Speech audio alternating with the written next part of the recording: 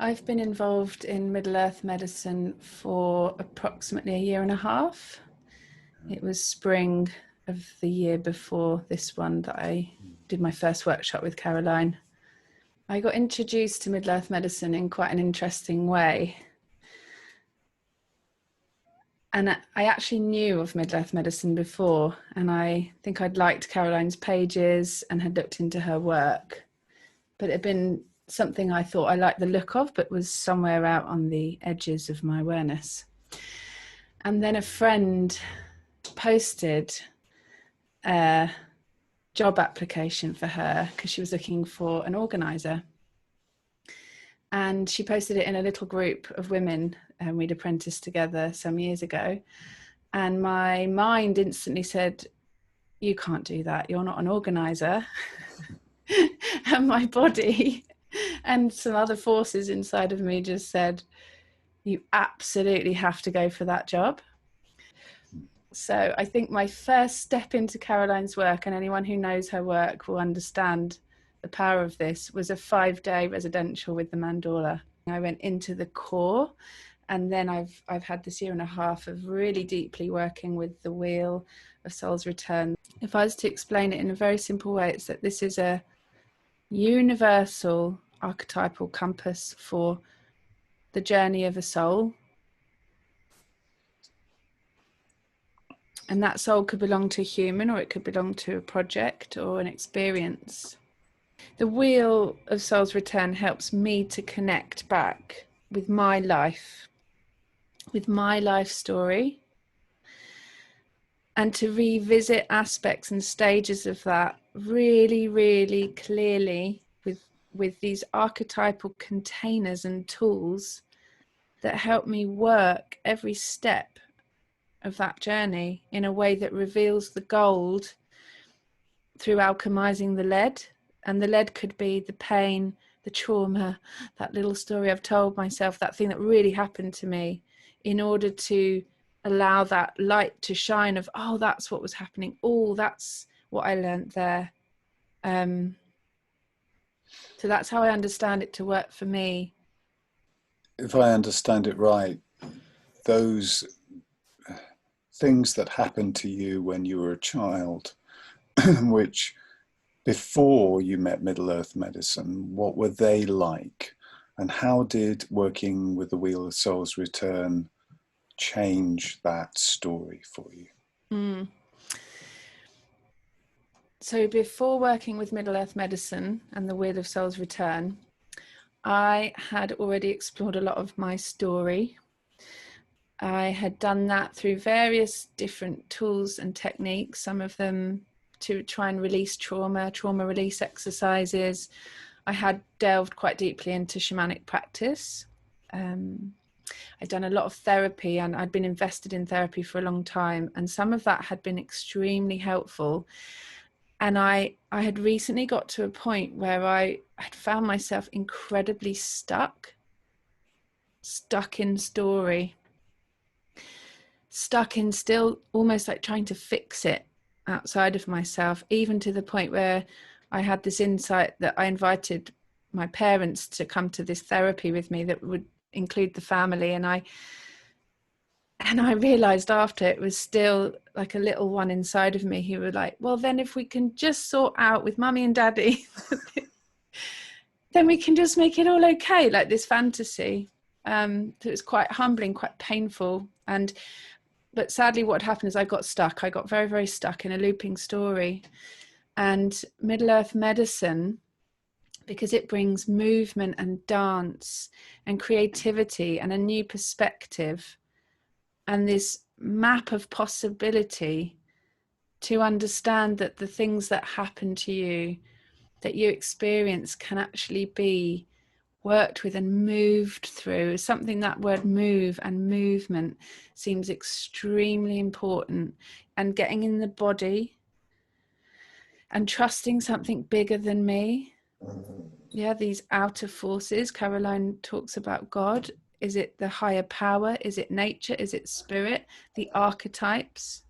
So it took this little nuggeted story that was looping round and round, and I was trying my hardest to do all these things to help It was still quite fixy.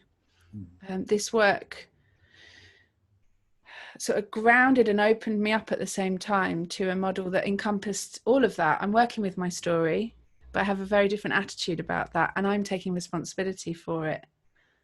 Let's go to the beginning, really. Let's go to spirit. Let's go to the dreamer. And what do you understand as that section of the wheel, that first section where you've kind of, it's pre-birth, and let's talk about it with your own life story rather than a project. What do you understand about your own pre-birth from working with the Wheel of Soul's Return? What happened there, and what kind of contract did you write in those dreamy days of being before your birth? So that was a very deep segment for me to connect in with, and quite painful for me in my own personal story, and in fact really connects with, as we understand the center, if we get to that in the seer, is that my core wound really started right at that point. So it was through that first mandala workshop that I did that I experienced myself in the womb, through the dance constellations that Caroline offers. And then the more I worked with the wheel, starting to understand that, you know, I was called in, and as I believe we all are, into my mother's body, into my family, into this world. And pretty much immediately the journey began for me, because I was not planned, and therefore my mum, in her context, in her life situation, had to hide me for 6 months from the world. So that has come through, that understanding. So before Middle Earth Medicine work, I knew that story, and it was just like a little thread of story, a very 2-3D thing. Yeah, it was just there. And then through this work, I lived through some of that. I actually experienced an embodied process of being that in my mum's womb, and through that being able to feel and move and process some of the emotions around what it would be like for a little being who'd been dreamt in with apparently a contract to experience that right at the beginning. Yeah, so I'm hidden immediately. So my whole journey with this work is about learning to be seen. For me, there's this thing of moving up against the forces that want to keep you closed and small and quiet, and that shame. So it's been a big part of my journey with this work. It's extremely powerful, and I just can't think that me knowing and talking through my story could have ever taken me to some of the places that this work has taken me to, with the support of dance, with the support of all the elements that Caroline brings in, the support of the groups that we're always working with. We never do this work alone. It is really stepping into that experience for growth. Okay, let's move on. Thank you. So that's so good. Let's move on to the innocence. What in that section, when you think of the innocent section, what does that bring up for you, and how has that been transformed? So working with the innocent, the main thing it reminds me of is starting. So I have a story in my head, and it will come forward straight away. Well, there wasn't very much innocence, which is my personal potential story, and also a collective one potentially. However, the more I did the work, and the more I allowed myself to dance and move and connect with my own innocent and the innocence that is cultivated in the space that we do that work, the more memories I received of me as a little one. And what was it that I did? Where did I feel innocent? What was that quality? Can I bring that back in? And I think a lot of people who've experienced a lot of trauma will know how hard that can be.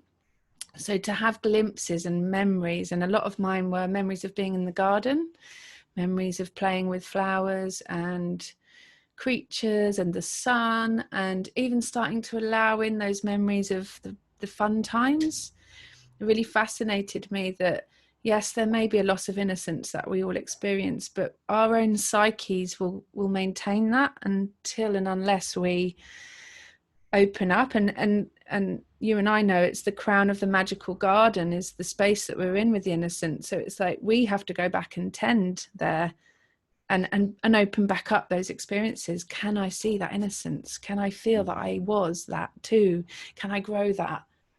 How is it lost? Because obviously, in those innocent days, we all undergo some provoked experiences Mm, that almost make us hide the crown somewhere in that garden to protect it. yeah. How's that for you? So my experience of that light of sovereignty at that time in my life that relates to the innocent, when I could connect back into it through the work. I mean, the words, just that very nature of where was the flow, where was the enjoyment, where was the love? It was in dance and movement and singing and plants and connection and joy and happiness. When I look then at life and what happened and where it took me, it's like those things had to be compartmentalized. They couldn't exist fully in the workplace, in my relationships, because apparently that's not okay. Which now that I am fully more stepping into my own myself and my own work, I realize that in fact that can be there when I am stepping into my sovereign calling and soul purpose. I don't hide from reality, I don't hide from pain and suffering, but I embrace my own innocence and the sovereignty and the light of what were the things that brought me joy, how can they serve the world. So for you, how did how's that story changed from corrupted innocence to a sign of soul purpose or a sign of sovereignty? Mm. I love that question. And it's so interesting, this journey, because things can come as ideas before they become as a real embodied reality. And it's week on week, I still now see the changes and the growth that I deeply, deeply now connect to the service aspect of bringing those things into my work. So if I take an example, that I tried to transition out of a previous career, my previous career as a speech therapist, into coaching. And I found myself still in a very clinical model and having to feel it's all person-centered, but I was still here and I'd have my papers and as I did more of this work, it's almost like a flattening and a de-hierarchalization or something. A session I ran today, which is a learning circle where I sing and I connect with a musician and their work, and I sing into the space as a prayer, hoping to connect with other people. I read story, I open the space for us to explore. So it's almost like saying, oh, all these things that were gifts for me but I became too ashamed to express, they're not just about me expressing them and someone can take that, or I can be scared to express. It's how is this going to serve? And I'm really feeling that now, that I've been inspired by others. These are gifts, and as Caroline will say, who are you to not offer those gifts? Because as you do that, light, shining the light of your sovereignty in a humble way, which is another thing that we know we have to learn, is an inspiration. So it's the service, it's the, I'm not here to perform, I'm not here to control or force or look good. I go through that journey where I see those parts come up, you know, I'm human, but actually connecting more with that higher power and that deeper knowing, and just this is service, this is service, this is service. That is a real key that has shown me huge shifts. What actually happened to that innocence, and how did you transition into the rebel?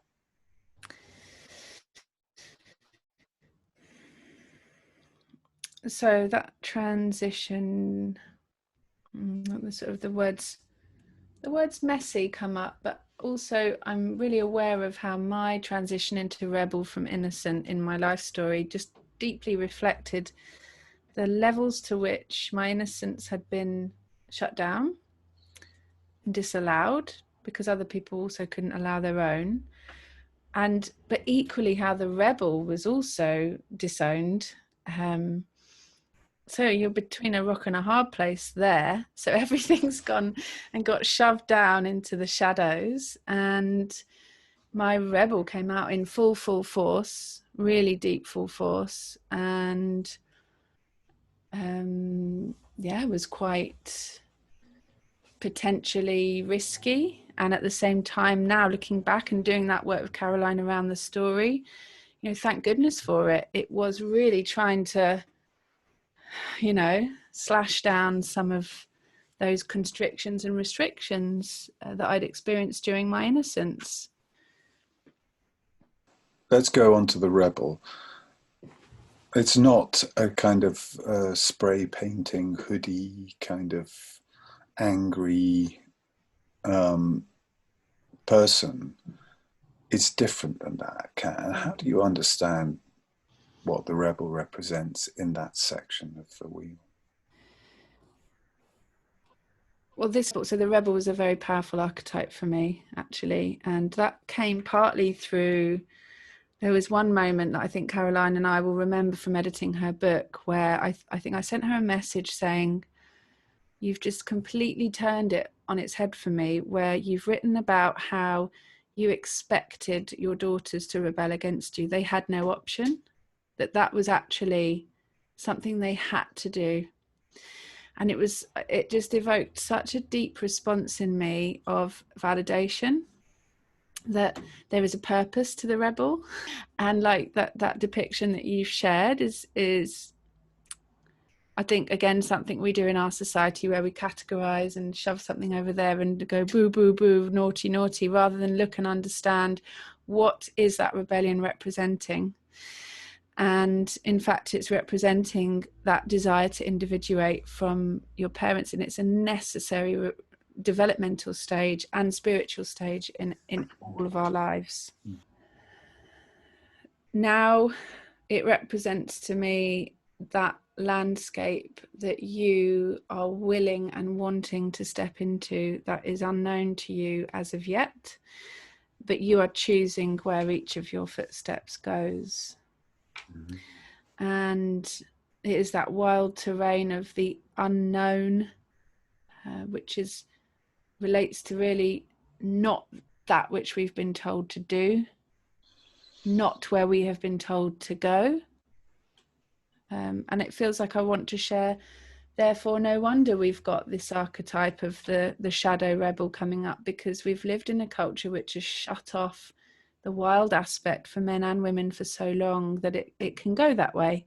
Because if we're told it's this route and it's all very pristine and clinical and professional, those aspects of self just need to escape from that. And to know oneself, you have to go to that place. You have to go to those places. And did you go off into the untamed forest looking for your family, like-minded souls? Or did you have a period of that in your own life? So when I look back now, I had the most amazing rebel period and untamed forest. I left a girls' convent grammar school to go to a mixed college that was called the Hippie College in North London, and met an amazing group of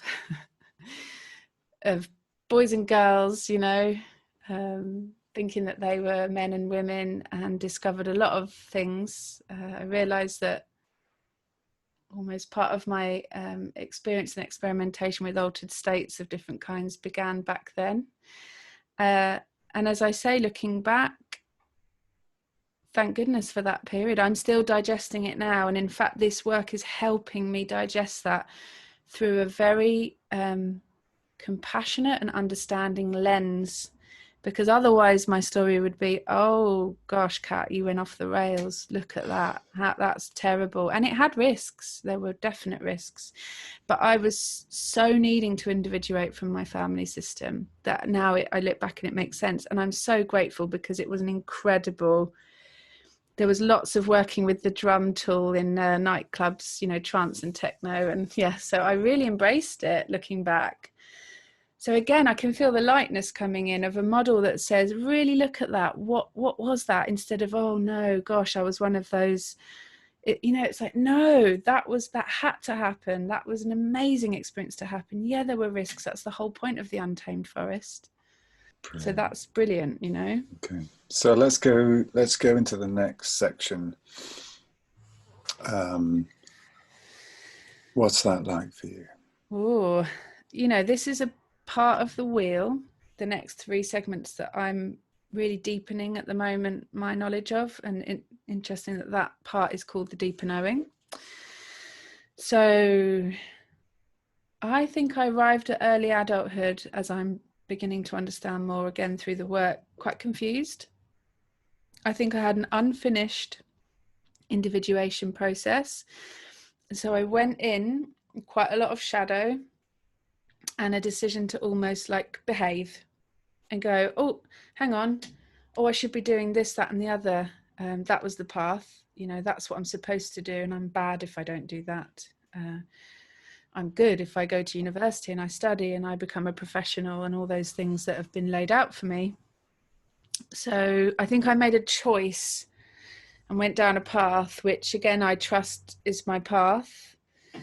And I'm really intrigued now to explore more deeply those years, given that I now look back and see how there was an instability underneath, because I hadn't fully connected with myself. Did you then decide to apprentice to the world around you rather than to your own newly discovered forest? Do you then stepped out and studied how to be a normal person? Did you? I really appreciate that question. Thank you. What I think I came to recently realize at the last workshop, which was only a few weekends ago, very deeply, that this needs a lot of inquiry, because yes, I had done all this deep searching, and then it was like something kicked in and went, oh, hang on. And I think I took it a lot from my family and my cultural background. It was like, well, you go to university, you get a degree, you know, those are the things that give you status and possibility in life. So then that was what started drawing me and pushing me more than a soul drive. However, I can see so many gifts in where I was going as well. That part of my life, you know, took me to study languages, history, other cultures, live abroad. So it was all still working, if that makes sense. But I can definitely see a point where, what I loved about your question was, it was like, yeah, I was like, oh no, I better make up for that mess. There was some part of me that felt, oh, I'm probably redeemable if I do this. And of course, it's not as simple as that, is it? But I can really go back and see those voices and those drives. And so, what about taking that on to the artisan? How do you understand now that story of what you did there? So I noticed with this segment, something comes up around this for me, around sadness, because what I've been able to tap into more recently is my creativity and this huge creative spark and spirit within me that really got shut down very, very early on because of the need to perform perfectly well. And in more recent years, really trying to open up these portals to creativity. Mine is a lot through singing and music. And when I look at that time in my life, I was so involved and apprenticing to this idea that I had to be academic and intellectual. And it really created very little space for creativity. There probably was some in some of the work I did, but it was so academic, you know, studying at university, then going back to study speech therapy, which is quite scientific. And I remember saying things like, oh yeah, my work's creative because I have to tailor it to the people I was working with, you know. But now what I understand about creativity, I was like, oh no, no, no, no. So I basically lost touch, I'd say, with that deep sense of creativity for a very long time, and can see looking back how then that was a big imbalance in my life at that time. And it's you know, I can feel that bit of sadness, but gratitude that I've reconnected with it. You know, it could be a thriving, flourishing time, but I had just dropped all of that. And the thespian, how's that? How do you relate to that segment? So again, very interesting with the thespian, because working with it now, I get it, because what I'm doing now is I am bringing myself and my work, whether that's in relationship, in the world of work, I'm bringing my actual soul offering out. And that's the real work of the thespian. And I feel deeply connected to it. And when I look back to that time in my life, adulting, the first time round, I was stepping on stage as someone else. And that was agony. And I didn't even realize it. So you were shape-shifting, really? I'd shapeshifted into what my mum wanted, what my family wanted. And some of that is beautiful to recall because, you know, on some level I was inspired. You know, my mum's deeply committed to her career. She's a physio. I studied speech therapy. That it was almost like at one point I worked in the same department as her in a hospital as part of this big team of therapists. And so now I look back and I realize, oh, I didn't find my way. I was trying, and there was an aspect that was a bit mine. A lot of my work is about voice and knowing yourself. Speech therapy could be seen as something connected, but it was not me stepping out. It was this conglomeration of parts that were okay in the world according to others. So I was apprenticing, like you said, to the world around me and not to the world inside of me. Yeah. So now, how is your thespian, having worked with Middle Earth medicine? A lot. It feels a lot better because now it gets to step on stage with things that really connect to me at a deep soul level. You know, it really, really does. And at the same time, I've had to embrace that fear that, you know, don't do it. It's scary. But I can do it because it's something bigger and deeper than the fears inside of me that needs and must come out. I couldn't have carried on in my career because I didn't have the resources to do that anymore because it wasn't me. So I broke down in that career. I just couldn't, I didn't have the energy, but thank goodness. And now? I do. But it's been a long ride. You know, I sometimes say to people, well, why would I think I'd be able to offer this sort of work without the same level of investment that I put in to become a speech therapist? Yeah, this is soul work. I don't want to be out there after a 6-week course. I need to be out there once I've done my own soul work and learnt the skills. But it's hard to stomach when you're in your late 30s and everyone says you're supposed to have a bigger house now, and why haven't you had more children, and like, why haven't you got a better car? And it's just like, no, let my life just implode and then I'll start again. It's quite an interesting ride, but I see a lot more of us doing it because the soul call is just too loud and it will come through, and what needs to happen happens. So let's go on to sovereignty. So after that walk into the untamed forest and then into university and then into all that, how do you see that sovereignty working out? So this, for me, is really interesting, because if I map myself onto the wheel, then I am sort of around this stage in terms of a life story. I'm somewhere in adulthood and maturity, apparently. Um,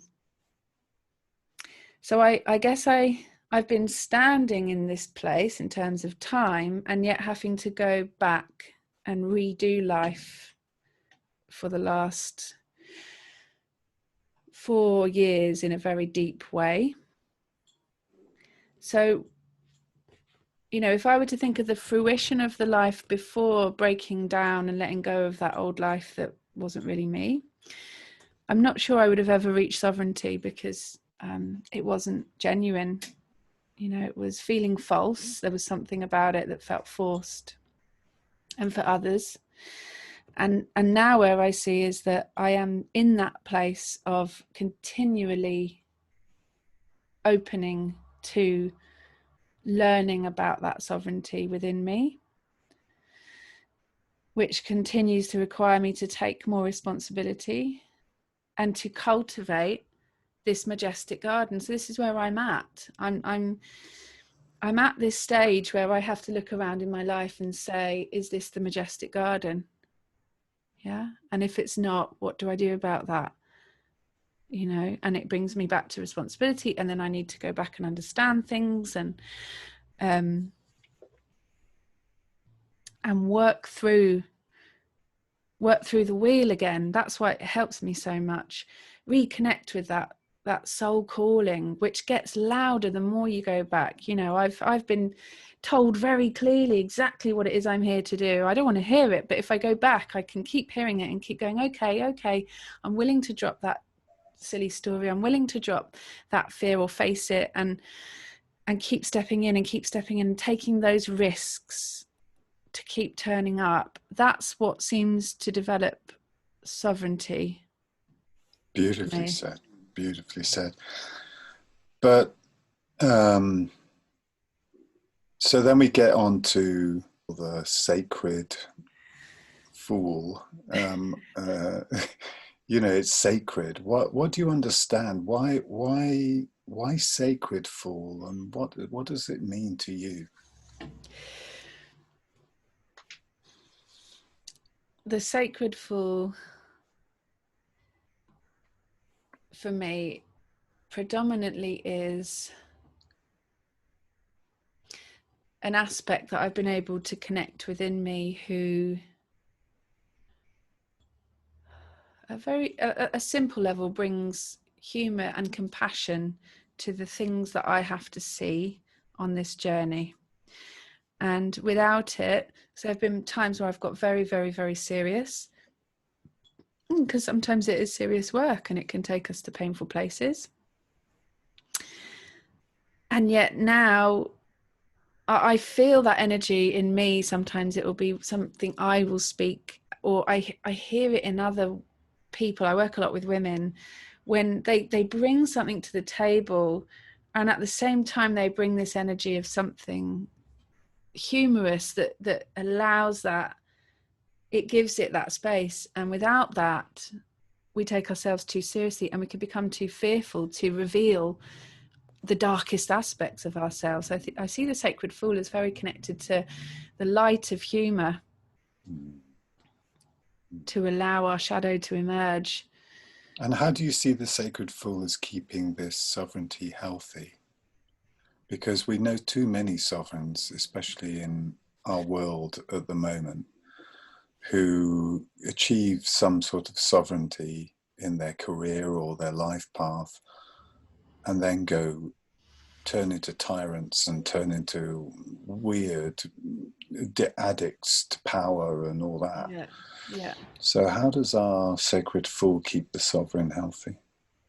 Well, yeah, the words keeping me humble come into play.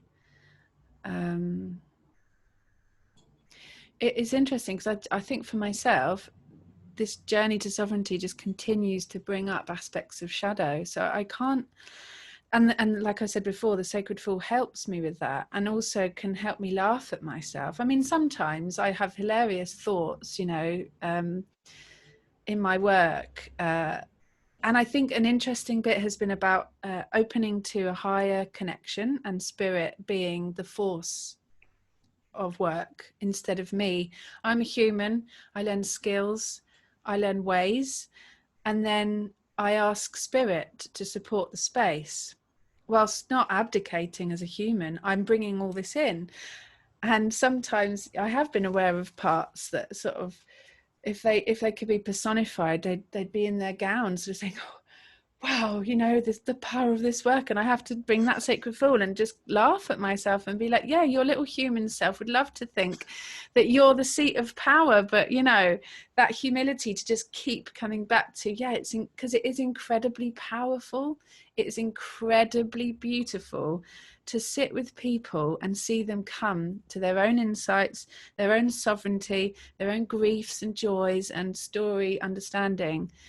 And then the important thing to not let that become about you, Which is what the sacred fool does. is exactly Ah, what you're it just does. a narcissist. It's all about you. That's what I get anyway. And I'm like, oh yeah, yeah, okay. But that's great, isn't it? Because we need to, we need to. There are people walking around, and I do have compassion, but it's about not being dangerous, because this sort of work is tender work. And if people get into that space of I'm God, or sort of messianic complex, then it can be very dangerous for people coming to them, and they may not be aware of it even. So I'm grateful for the shadows, and I'm grateful for the fool who can help me laugh at those parts of me that otherwise might go, oh my gosh, I've got this amazing gift. It's like, no, we're the channels for life to unfold.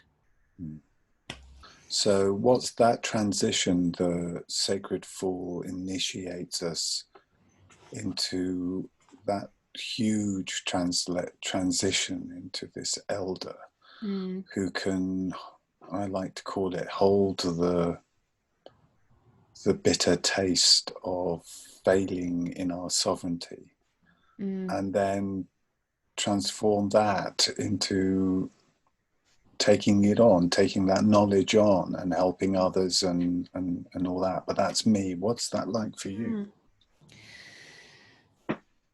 Yeah, as you were talking, that was lovely to hear your words. And I felt almost the workings of the sovereign and the sacred fool together. And it was like they were saying, well, of course, if you work with us and if you do that work enough, it's like, it's almost like seeing things going round and round for a long enough period of time, then you will shift into this place of humility and wisdom and power and knowledge, where you have nothing to gain, nothing to lose. You can really sit back and step back. You know when to speak, you know when not to.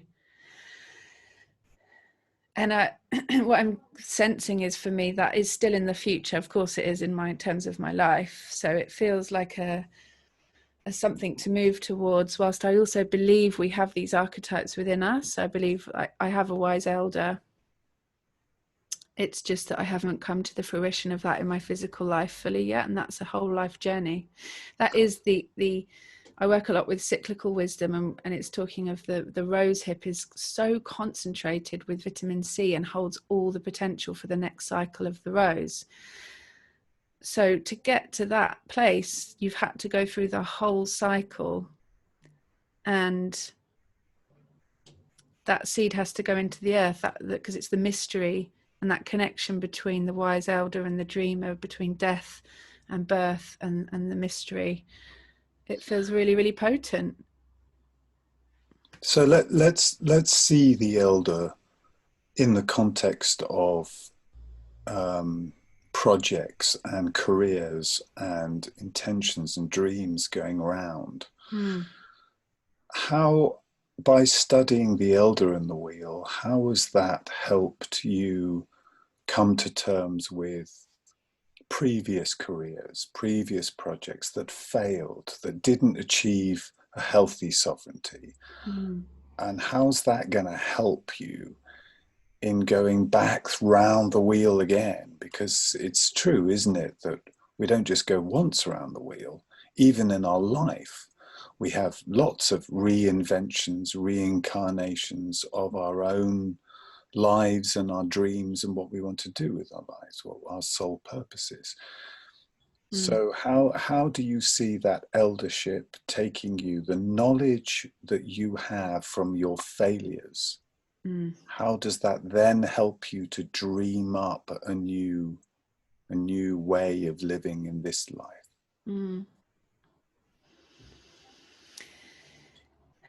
Well, the first thing that came to me was, thank you for the invitation, for paying more attention to actual times in my life that I haven't fully digested yet, that were big failures. So that feels like a really important and healthy invitation for me to say, take the end of speech therapy and actually really work it. So I haven't done that piece of work yet. And that's okay, because I've known that I haven't been fully ready. But that's really interesting how that landed in me. Then the example that came for me was, I've offered this work online with a group of women, and I had a real experience with the ending of it. And we ended up having to have a separate section on the wise elder. And in between that, I had mentoring around endings. And I learned so much. And I had to take all that learning and that feeling in me of like, oh, endings, I don't know how to do endings, and really explore that from that perspective of what can I learn. And I took that into that final session, which felt so much healthier. And I've noticed now that in other work, even wrapping up circles, I do a lot of circle work with women, I just feel I've got much more ability and capacity, and I accept the endings of things. So I think to speak to an example that's really tangible is that one, and then to sort of acknowledge that there are areas where I do want to take the wise elder actually a bit deeper into my learning. What would you say to someone who is confused about their own life, confused about why dreams have failed, and wants to discover what is really theirs to do? How would you explore, how would you encourage them to get involved in Middle Earth medicine, and you know, as many I statements as you can for this? Because it's confusing in the world, especially in the time of coronavirus, where everybody doesn't know what the life is going to be like. It feels like that was an old time, and now we have to reinvent ourselves. How would somebody who's confused with that, doesn't know what to do in the future, how is Middle Earth medicine going to help them? So I would say you're right as well. Right now, I have the wheel right in front of me, and I'm staring at the point between the mystery and spirit, and feeling that this time that we've been through has been this real moment, the liminal space between the old and the new. And that this is something that can come up in people's lives at the personal level, and it can present as the sort of breakdown. And I would actually say, if someone was confused, I'd first of all say, great.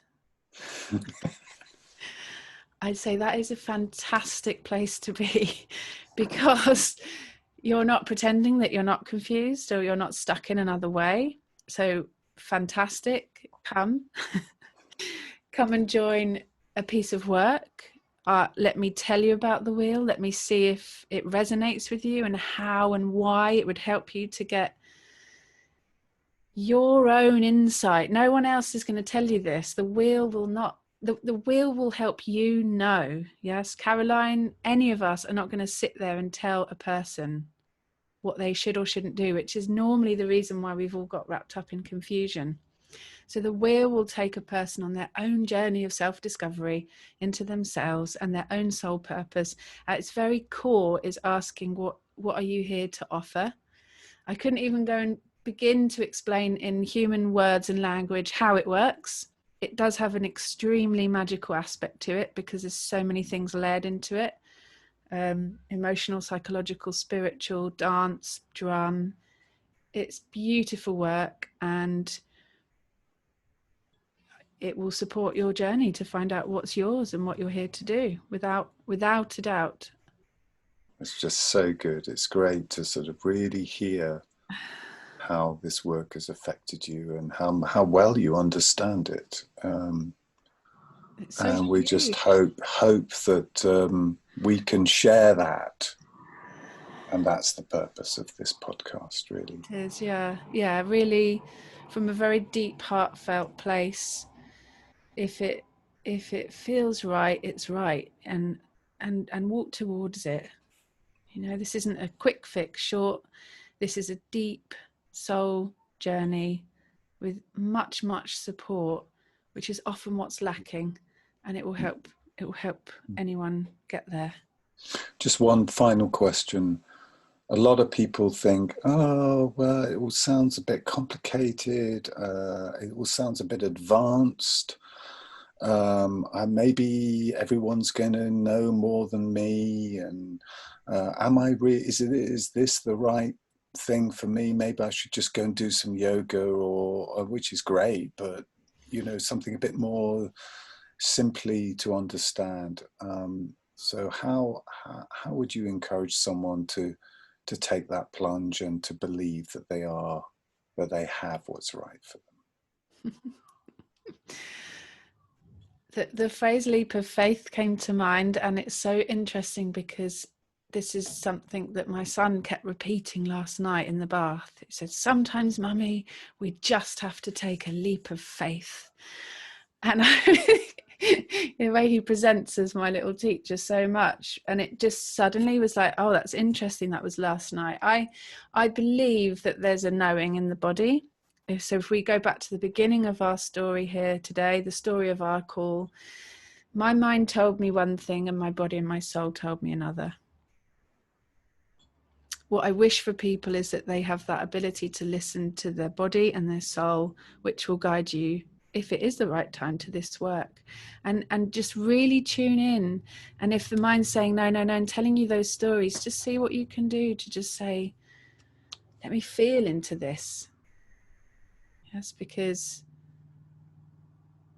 you don't need to know anything. It's held in that space for you, And that's just go to it and you go with it, and that's how you learn. And it's all within you, and it's in the map. Yeah. And of course, the first step is to step out onto the dance floor and move Exactly. out of our heads and into the body. Into the body. And I literally just saw that thing of just take a step. Even if you just take a step, email someone, email me, email Caroline, feel into that, take another step. It's a bit like the dance, isn't it? Keep stepping.